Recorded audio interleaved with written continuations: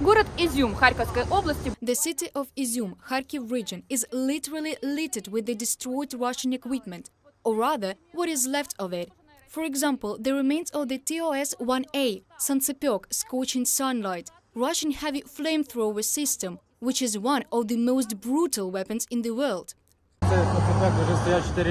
This TOS-1A Sansepek, scorching sunlight system, has been standing here for 4 days. They'd left it here full, with shells loaded. The bullets were here, we know that for sure. There were people from the Krasnoyarsk territory, we've met them, found their documents. And there were also mercenaries from different countries. They had chevrons.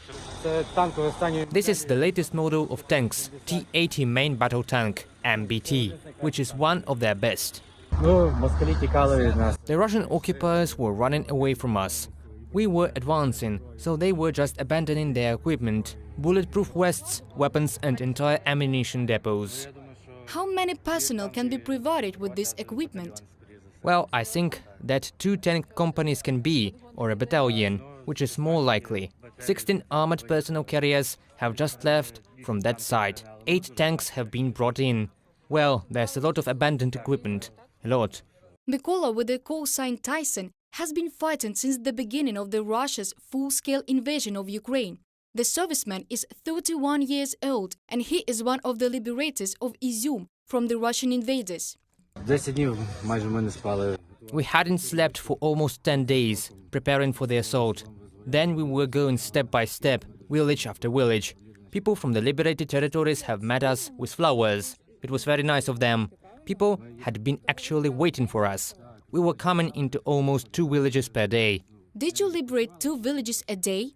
Yes, we were sweeping and moving on. Then we were having rest for a day and going further again. We'd hardly slept for 10 days then. We had only 1 night of sleeping under a tree during the rain. And that was it.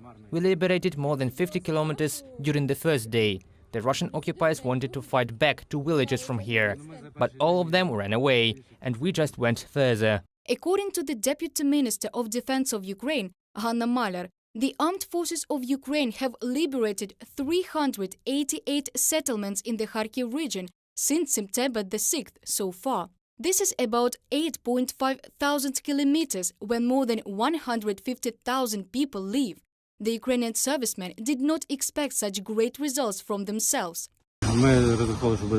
We'd expected that it would be longer, but thanks to God everything went well and with minimal losses. But it was worth it. People had been waiting for us, really. I don't know, this is precious. The whole Ukraine was waiting for us.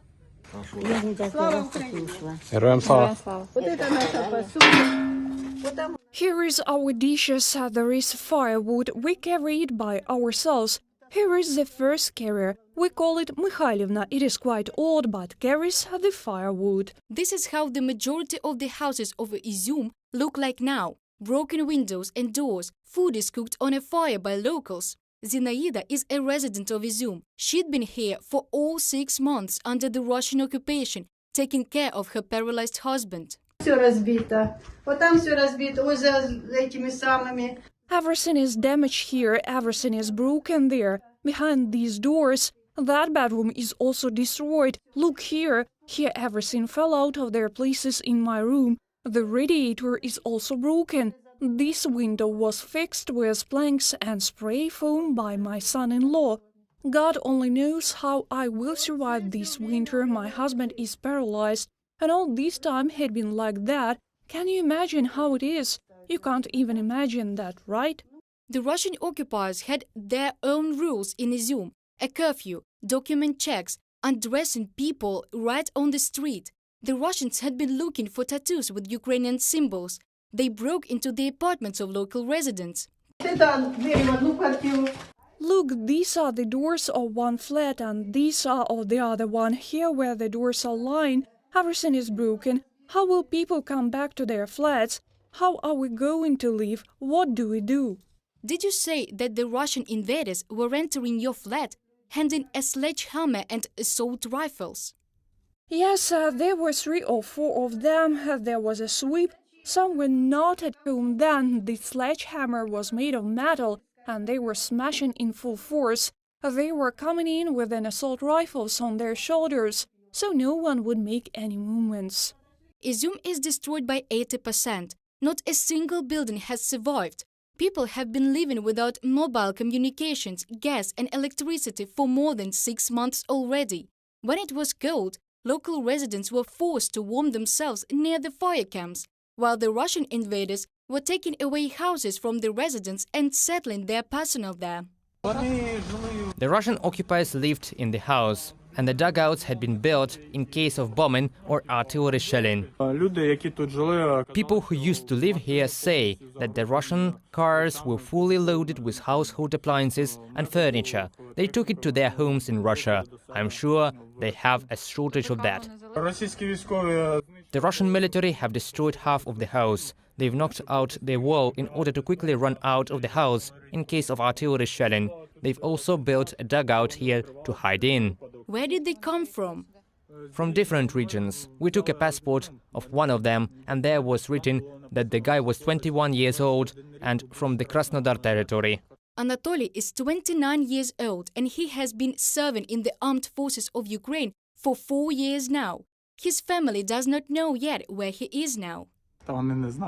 Well, they don't know. Let's start with the fact that here are real problems with the mobile communications, and my relatives don't know how to use smartphones, but only ordinary push-button phones. I can't even call them. So far, I've written to my brother that I'm fine and I'm safe and sound. The Ukrainian military is not going to stop their counteroffensive in the Kharkiv region. We will go further to the border. Our next point is Donbass. Do you still have the energy? We will have it. The Ukrainian defenders continue to liberate the Ukrainian land from the Russian occupiers, and the Russian equipment that the occupiers have left when they were fleeing will help our soldiers to do so. The equipment will be repaired and put back into the operation.